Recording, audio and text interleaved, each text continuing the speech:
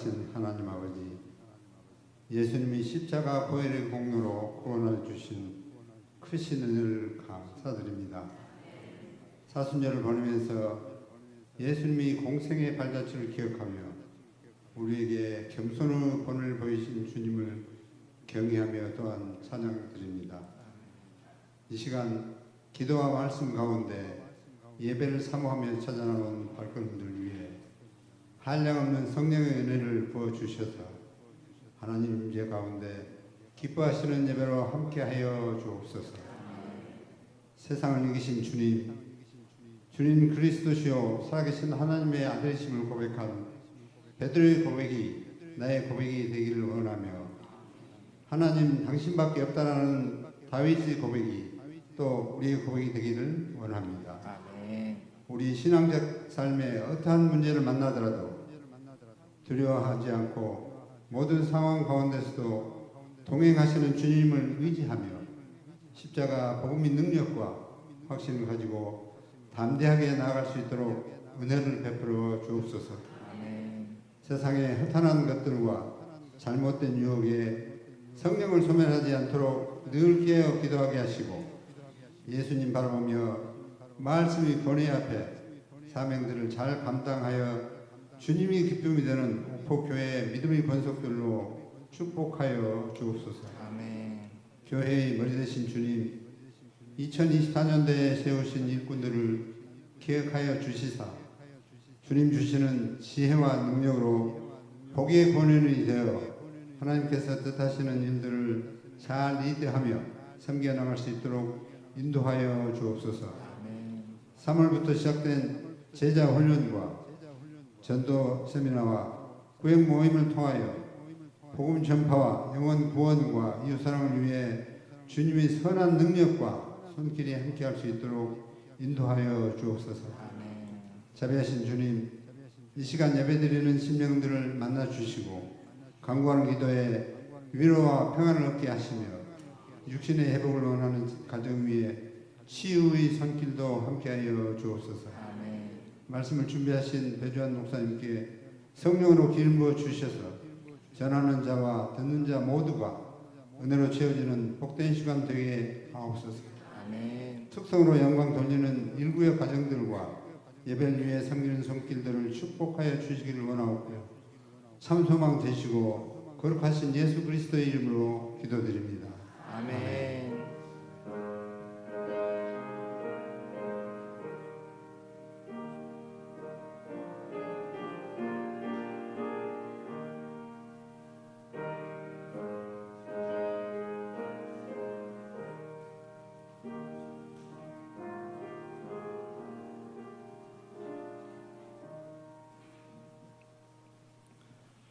하나님 말씀 요한복음 12장 12절에서 19절까지 말씀입니다. 요한복음 12장 12절에서 19절 말씀, 신약성경 167쪽입니다.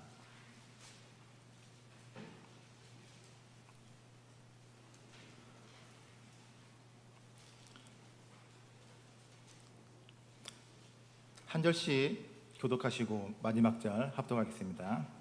그 이튿날에는 명절에 온 큰 무리가 예수께서 예루살렘으로 오신다는 것을 듣고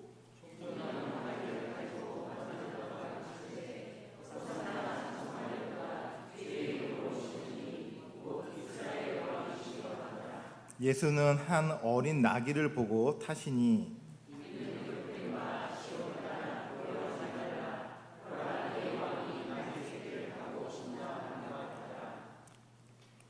제자들은 처음에 이 일을 깨닫지 못하였다가 예수께서 영광을 얻으신 후에야 이것이 예수께 대하여 기록된 것인가 사람들이 예수께 이같이 한 것임이 생각났더라.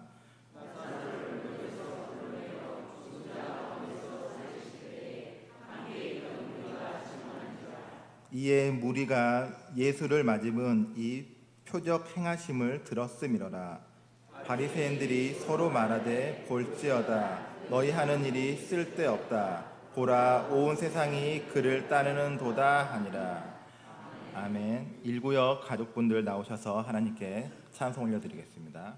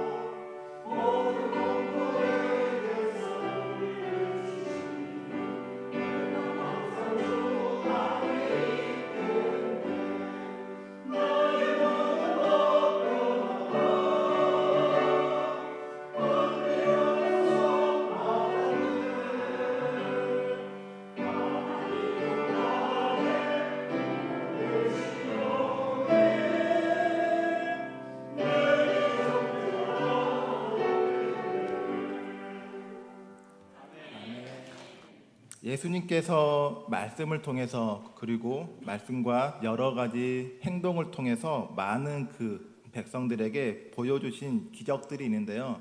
그래서 그 예수님께서 행하신 기적을 보고 예수님을 따르면서 추종하는 사람들이 점점 늘어나기 시작했습니다. 그 중에서도 그 가장 많은 사람들이 예수님을 정말 우리를 구원하실 메시아이구나, 정말 능력 있는 하나님의 아들이구나 하는 그렇게 했었던 계기가 되었던 우리가 그 기적들을 살펴본다면은 하나는 오병이어의 기적이었을 것이고 또 다른 하나는 그 죽었던 나사로를 살렸던 그 놀라운 그 기적이라고 볼 수가 있을 것입니다. 요한복음에서 오병이어에 대한 그 기적의 말씀은 요한복음 6장에서 기록되어져 있는데요.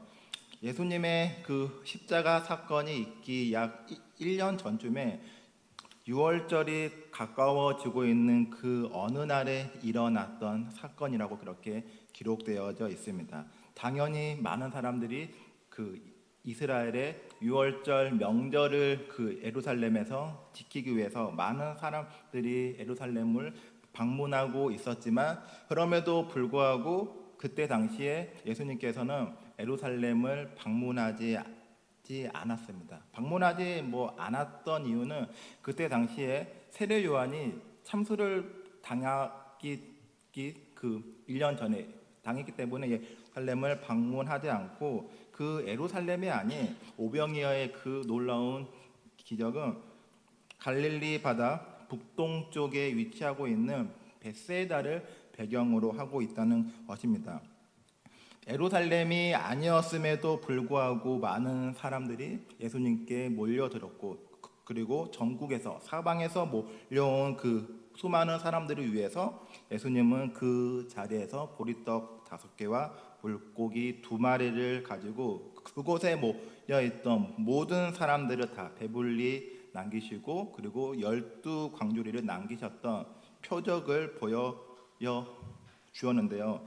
그러한 그 예수님의 놀라운 그러한 이적을 본 이들에게 있어서는 그들에게 다가왔던 감동과 충격의 여파는 그곳에 모인 모든 사람들에게 임하였을 것이고 또 그 사건을 통해서 그때 당시에 많은 사람들이 흩어지지 않고 오히려 예수님을 따라다니면서 예수님을 마치 자기들의 왕으로 이렇게 자기 자신들의 왕으로 세우려고 하는 이러한 강력한 움직임이 조성되는 것 같아서 예수님은 그들의 반응의 모습에 그냥 응답하지 않고 아무런 대응하지 않고 그곳을 떠나서 산으로 올라가 버리면서 그때 당시에는 그 사람들이 예수님을 자기 자신들의 왕으로 세우려고 했지만 그들의 꿈은 그냥 그대로 무너지고 말았습니다. 그렇게 1년의 약 시간이 흐른 다음에 또다시 6월절이 가까워지고 있는 어느 날 요한복음 11장에서는 예수님께서 죽었던 나사로를 살리신 그 놀라운 표적이 또 등장을 하고 있는데요. 오병이어의 그 놀라운 기적이 있은 다음 약 1년이라는 시간이 흘렀고 그동안 예수님을 따르고 있던 그때 당시에 5천 명이 넘는 수많은 사람들이 예수님을 따르고 있었는데 1년 동안에는 이렇게 잠잠해지고 있었습니다. 하지만 1년이 지난 시간 잠잠해질 때쯤에 또다시 수많은 사람들은 그 죽었던 사람을 다시 살려내는 예수님의 놀라운 기적을 보고 다시 한번 이들이 함께 모여서 많은 유대인들이 예수님을 따르기 시작했고 추종하기 시작을 하는 것입니다.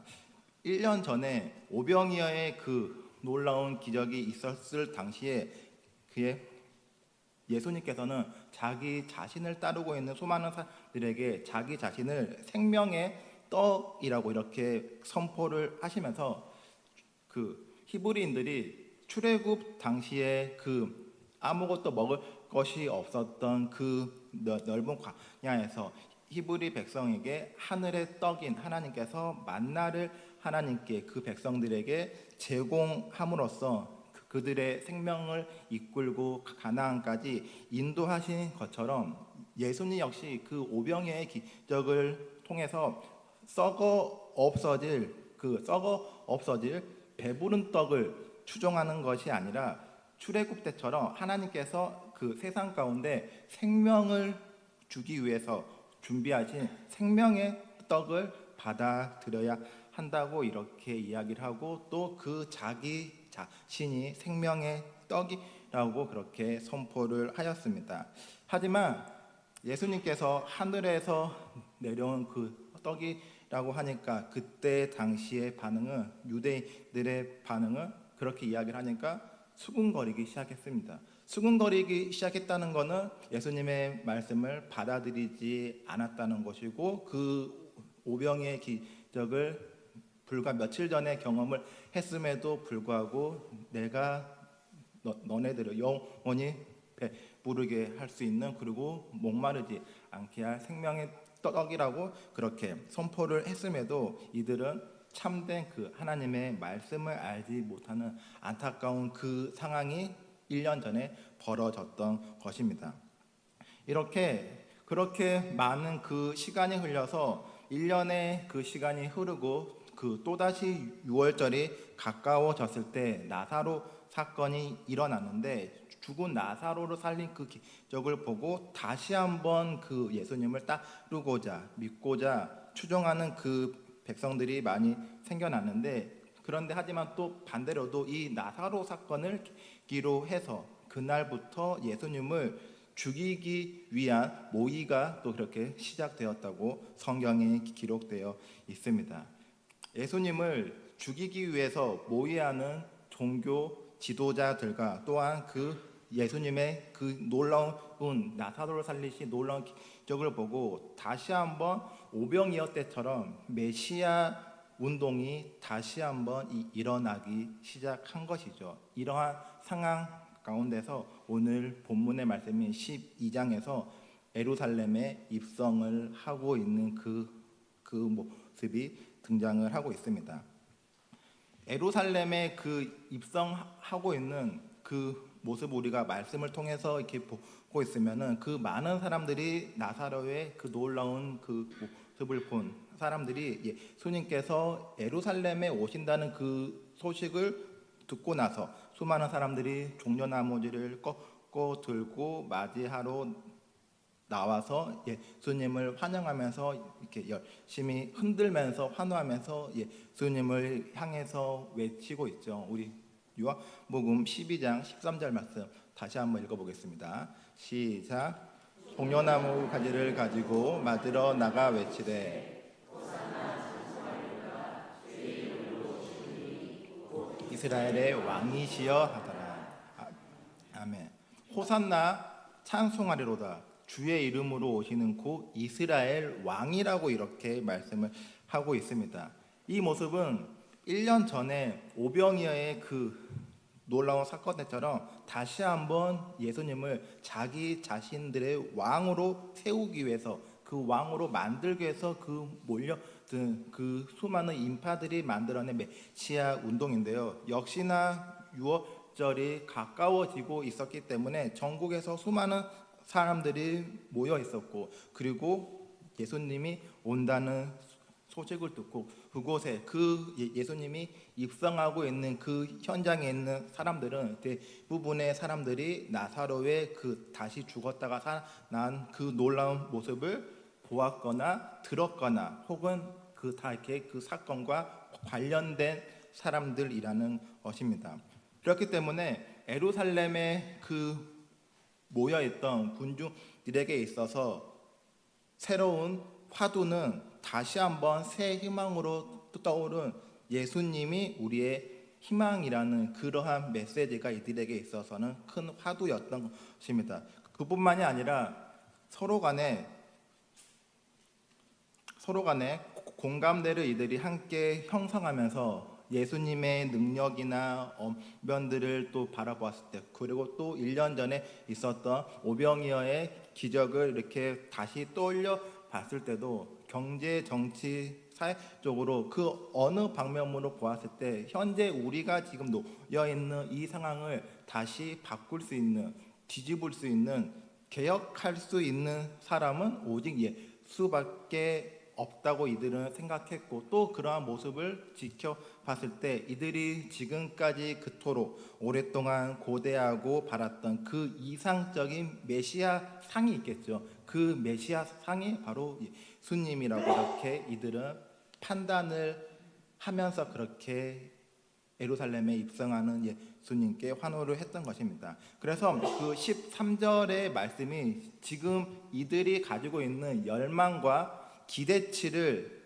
모든 걸 이렇게 종합해서 보여주고 있는 그 말씀이 13절의 말씀인데, 그런데 이들에게 있어서 너무나도 중요한 점을 놓치고 있는 부분이 있다는 것입니다.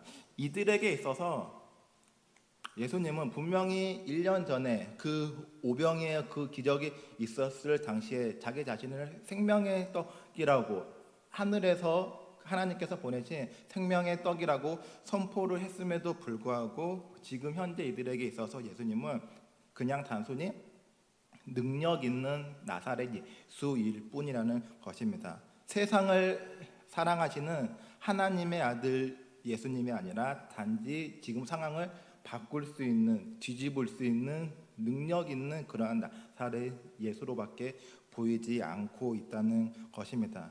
예루살렘 입성에 관한 이 말씀은 4개의 복음서 다 이렇게 기록되어져 있는데, 오늘 읽었던 요한복음서에만 특별하게 기록되어져 있는 그 말씀이 있는데, 아까 읽었던 13절의 말씀 다시 한번 화면에 띄워주십시오. 하면은 요한복음에서만 이스라엘의 왕이라고 이렇게 사도 요한이 기록을 했다는 것입니다. 그래서 그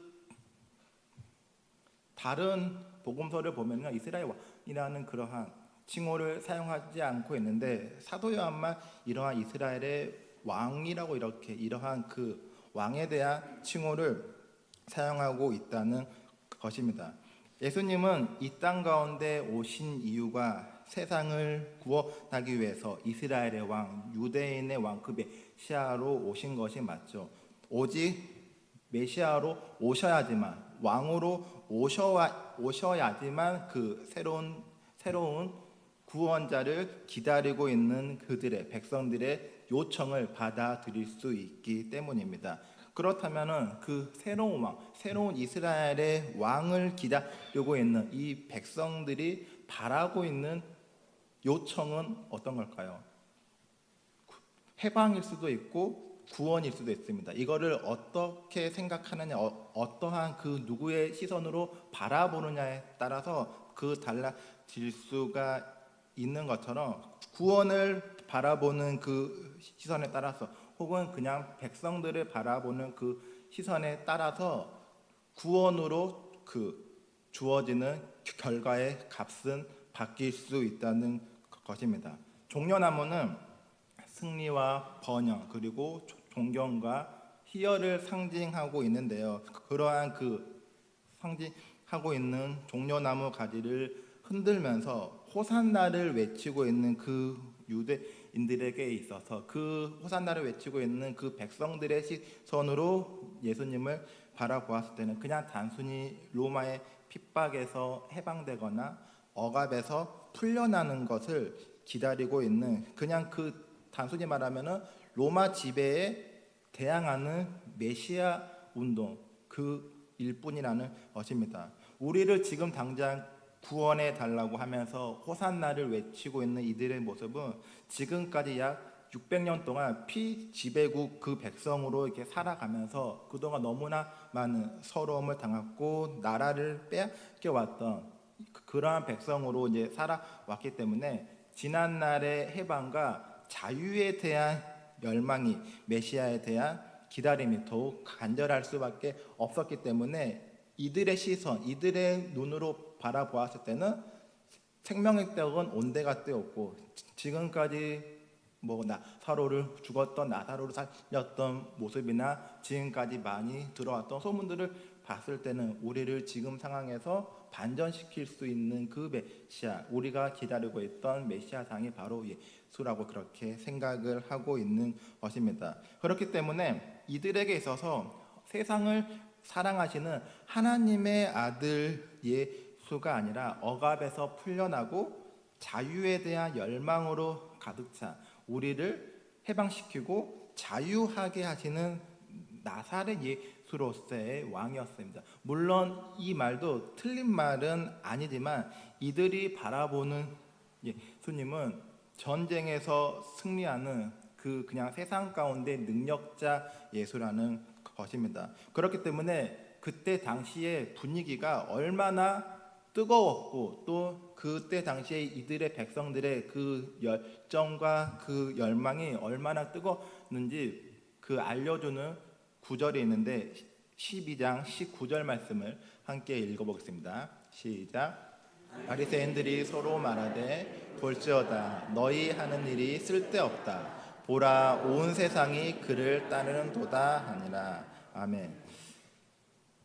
바리새인들이 불과 또 며칠 전에 예수님께서 나사로를 살리신 그 놀라운 그 사건을 접한 다음에 안 되겠다 싶어서 그때부터 예수님을 없애기 위해서 죽이기 위해서 이제 모의를 했다고 성경에 기록되어 있는데 하지만 그것도 잠시 너무나 많은 사람들이 예수님을 환호하고 추종하고 열망하고 있기 때문에 그 모습을 보면서 바리새인들끼리 서로 그 나누는 그 모습인데 이들은 그 모습을 보고 낙담을 하고 있습니다. 그렇기 때문에 봐라 지금 우리가 이렇게 아무리 해봤자 우리가 하는 일은 다 쓸데없는 일이다. 모든 사람이 온 세상이 지금 예수라는 사람을 따르고 있기 때문에 우리가 괜히 자칫 잘못했다가 우리가 괜히 잘못 예수님을 건드렸다가 오히려 우리에게 화살이 되돌아올 수 있다. 이런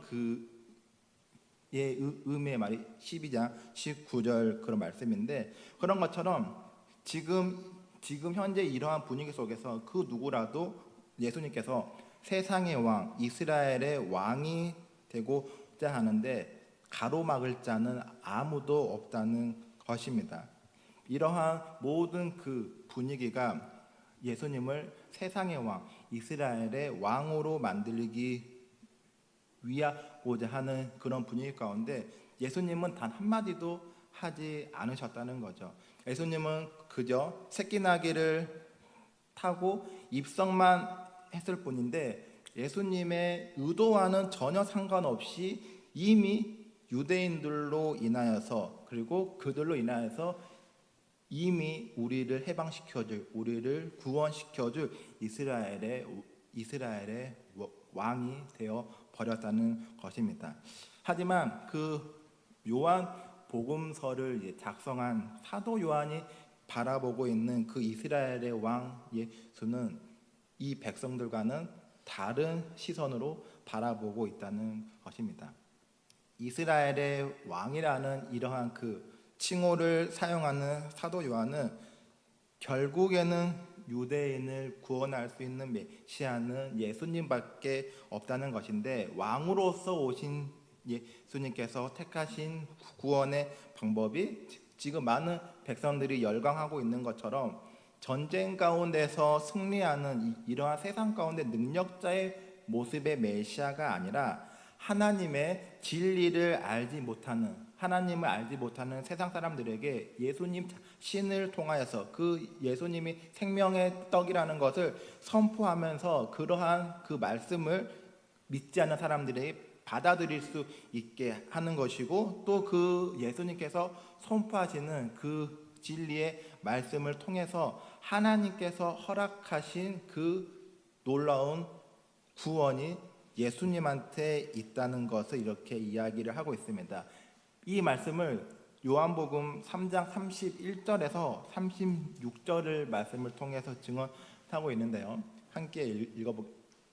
31절에서 함께 읽어보겠습니다. 위로부터 오시는 이는 만무 위에 계시고 땅에서 난 이는 땅에 속하여 땅에 속한 것을 말하느니라. 하늘로부터 오시는 이는 만물 위에 계시나니 그가 친히 보고 들은 것을 증언하되 그의 증언을 받는 자가 없도다. 그의 증언을 받는 자는 하나님이 참되시다는 것을 인쳤느니라. 하나님이 보내신 이는 하나님의 말씀을 하나니 이는 하나님의 성령을 한량없이 주심이니라.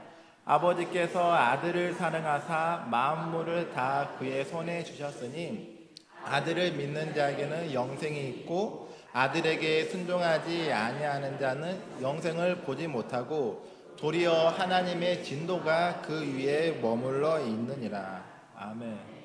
이 말씀이 요한복음 3장에 보면은 예수님과 세례 요한 간의 그 이야기를 나누는 그 말씀이 있습니다. 그 말씀이 3장 30절까지 있는데 주석을 제가 보니까 3장 30절까지는 세례 요한이 했던 말씀이라고 그렇게 기록되어 있고 31절 방금 읽었던 31절부터 36절은 후에 편집자가 기록했을 가능성이 이렇게 높다고 이렇게 기록되어져 있더라고요. 그런 것처럼 사도 요한은 이미 그 전부터 예수님을 바라보았을 때 지금 똑같은 유대들처럼 세상의 왕 우리를 구원시키고 압제로부터 해방시켜줄 그러한 메시아로 바라본 게 아니고 그들과는 전혀 다른 시선으로 예수님을 바라보고 있다는 것입니다. 사도 요한이 그래서 이 말씀을 통해서 강조하고 있는 것이 생명과 죽음에 대해서 그 강조를 하고 있는데요. 영원한 생명과 구원을 우리에게 줄 수 있는 분은 즉 예수님을 믿는 믿음을 통해서만 그곳에 믿음을 통해서만 우리가 구원에 갈 수 있다는 것이고 그리고 그거를 우리가 얻기 위해서는 우리가 지금 당장 결단을 해야 하는 것이고 하나님의 모든 권한을 가지고 이 땅에 오신 그 예수님을 사도 요한은 이스라엘의 왕이라고 그렇게 부르고 있다는 것입니다.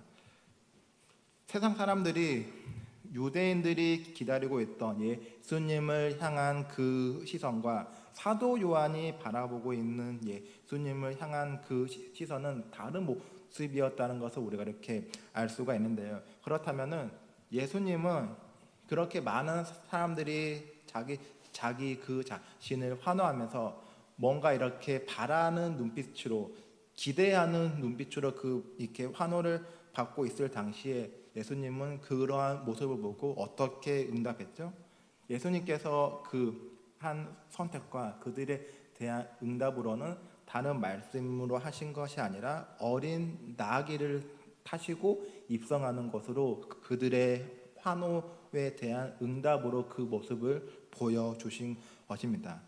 군중들의 불같은 이러한 그 뜨거운 열망 가운데 그 어떠한 말씀보다는 어린 나귀를 타시고 입성하시는 그 행동으로 예수님의 지금 내 상황이 이렇다. 나는 너네들을 위해서 보여줄 수 있는 것. 내가 너네들에게 보여줄 수 있는 내가 이스라엘의 왕으로서 보여줄 수 있는 이 메시지가 바로 어린 나귀를 타고 등장함으로써 무언 속에 그 예수님의 메시지가 담겨져 있는데요. 이러한 예수님의 무언의 행동 속에 담겨진 어린 나귀를 타고 입성하는 그 메시지는 아마 이럴 것입니다. 그래 맞다. 지금 너네들이 나를 호산나라고 이렇게 외치고 있고 너네들이 지금까지 기다리고 있고 있었던 그 왕이 내가 맞다. 하지만 내가 세상을 구원할 이스라엘의 왕으로 온 것은 맞지만 내가 너희들에게 보여줄 수 있는 것은 이 어린 새끼 나귀를 타고 오는 이러한 모습밖에 없다는 것이다. 바로 이러한 모습 가운데 내가 전쟁 가운데 승리할 수 있는 그런 능력자로서의 메시아 왕이 아니라 내가 어린 새끼 나귀를 타고 입성하는 이 모습이 내 진짜 모습인데 앞으로 나는 이러한 모습으로 어린 새끼 나귀와 같은 이러한 모습으로 나는 세상을 다스려 나갈 것이고 또 하나님께서 말씀하신 하나님 나라도 그 어린 새끼 나귀와 같은 그런 나라인데 너네들은 이러한 내 모습을 보고도 나를 섬길 수 있겠느냐? 나를 왕으로 섬기고 나를 따라올 수 있겠느냐? 나를 따르는 백성들이 될 수 있겠느냐? 이러한 메시지가 담겨져 있는 것입니다. 예수님께서 타고 오신 어린 나귀는 그 누구도 한 번도 타보지 않았던 1년 된 새끼 나귀라고 이렇게 있는데, 병거가 아니라 새끼 나귀를 타고 오신 것은 예수님이 이끄시는 하나님 나라, 그의 나라는 무력과 굴림으로 승리하고, 그래서 그 지금 당장에 로마가 행하고 있는 것처럼 무력으로 다스리고 군림하고 이렇게 행하는 그러한 나라가 아니라 어린 새끼 나귀처럼 평화와 겸손으로 하나님의 진리를 드러내고 그 진리 가운데 영원한 생명을 펼치는 데에서 이루어지는 평화의 세상을 선포하는 것이고, 또 그 많은 이들에게 그러한 모습으로 응답하고 있다는 것입니다. 이미 이 말씀을 우리가 잘 알고 있는 것처럼 구약의 스가랴 예언서를 통해서 예고했던 것처럼 똑같이 등장합니다. 우리가 함께 또 스가랴 9장 9절에서 10절 말씀 함께 읽어보겠습니다. 시작. 시온에 따라 크게 기뻐할지어다.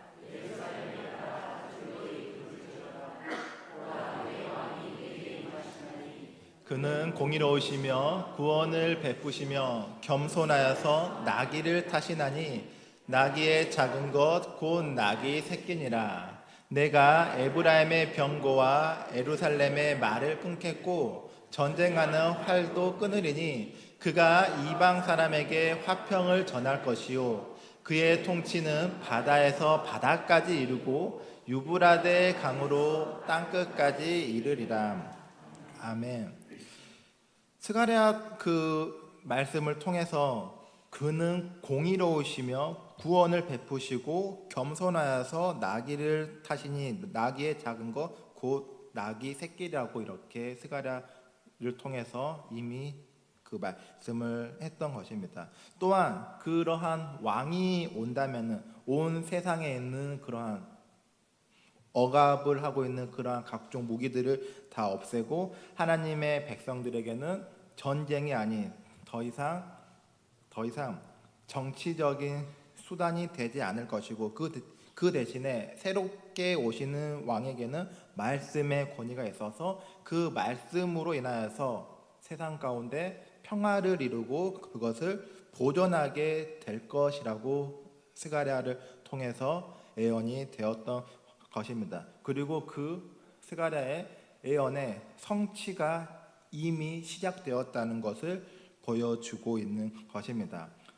사도 바울 역시 그 빌립보 교회에 그 말씀을 보내는 빌립보 교회에 편지를 보내는 그 빌립보서 말씀을 통해서 예수님을 향한 그 사도 바울의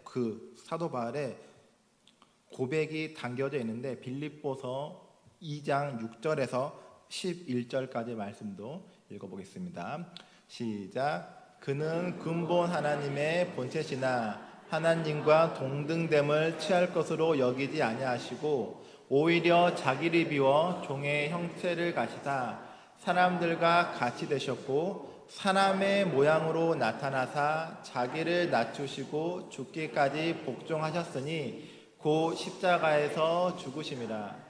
이러므로 하나님이 그를 지극히 높여 모든 이름 위에 뛰어난 이름을 주사 하늘에 있는 자들과 땅에 있는 자들과 땅 아래에 있는 자들로 모든 무릎을 예수의 이름에 꿇게 하시고 모든 입으로 예수 그리스도를 주라 시인하여 하나님 아버지께 영광을 돌리게 하셨느니라. 아멘. 이 빌립보서의 그 2장의 말씀은 예수님께서 그 예루살렘 입성할 당시에 바로 그 선택했던 어린 나귀 선택에 담긴 그 메시지에 담긴 평화와 그 낮아짐의 영성을 사도 바울이 강조를 하고 있는 것인데요.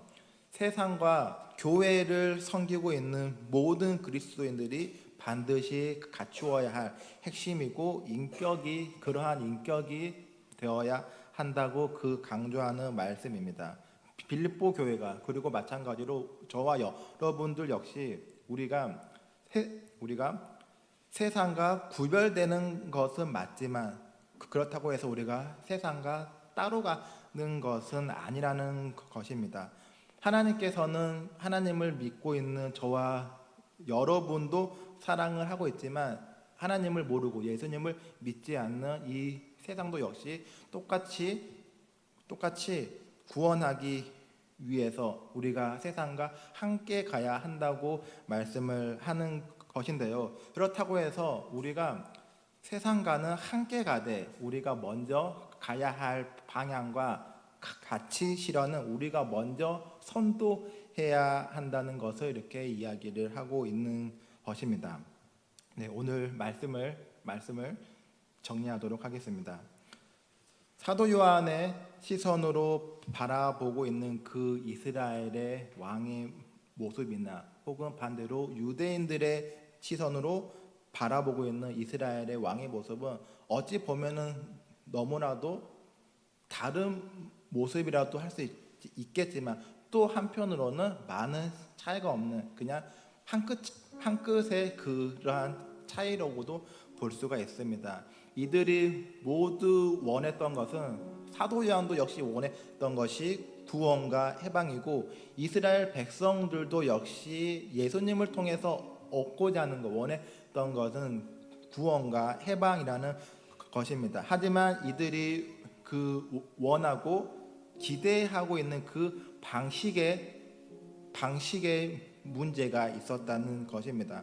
선포되고 있는 그 진리의 말씀에 따라서 우리를 구원하실 그리스도는 오직 예수님이라고 그렇게 고백을 하면서도 기적과 이적을 중심으로 우리의 삶을 변화시키기 위해서 혹은 변화시키지 않더라도 우리가 그러한 모습을 상상하거나 기대하면 하는 그런 몫은 역시 우리들 안에 여전히 남아있기 때문이라는 것입니다. 하지만 우리들을 향해서 응답하시는 예수님의 모습은 이들과는 전혀 다른 모습을 보여주고 있는데 이들이 기대하고 있었던 그러한 모습으로 예루살렘에 등장하고 입성했던 것이 아니라 이들이 전혀 생각하지 않았던 이들이 전혀 예측할 수 없었던 어린 새끼 나귀를 타고 등장을 하시면서 평화와 공생을 위해서 그리고 겸손과 섬김과 낮아짐을 통하여서 우리 교회 공동체가 세상 속에서 함께 우리가 걸어가되 우리가 먼저 선도해야 한다는 것을 알려주고 있습니다. 우리들 각자가 예수님을 향한 혹은 우리가 신앙생활하고 있는 가운데 우리들 역시 그 유대들처럼 예수님을 향한 기대치가 분명히 있을 것이고 또한 예수님께서도 우리들을 향한 그 당시 예수님께서 이스라엘 백성들을 바라보면서 또 그들을 향한 기대치가 있었던 것처럼 우리들도 예수님을 향한 기대치가 있고 예수님께서도 저와 여러분을 하나님께서 다스리고자 하는 하나님 나라로 이끄시고자 하기 위한 그 방법의 차이가 존재한다는 것입니다. 하지만 그 기대치가 예수님께서 새끼 나귀를 택하심으로 직접 몸으로 보여주신 것처럼 평화와 겸손과 낮아짐을 우리에게 그거에 대한 응답으로 보여주신 것처럼 그러한 예수님의 마음이 저와 여러분 가운데 우리들의 심령 가운데 함께 하시기를 바라겠습니다. 우리 다 함께 찬송가 94장 찬송 부르겠습니다. 지금은 우리 구주 예수 그리스도의 은혜와 하나님 아버지의 그 크신 사랑과 성령님의 따스한 인도하심이 오늘 말씀을 듣고 나를 사랑하고 계신 그 내가 사랑하는 예수 그리스도를 깊이 묵상하며 십자가 고난에서 부활의 영광으로 나아가셨던 그 사랑하는 예수님을 닮아가기로 결단하는 사랑하는 목포교회 교우들 머리 위에, 이들의 삶 위에 지금부터 영원토록 함께하옵시기를 간절히 축원하옵나이다. 아멘.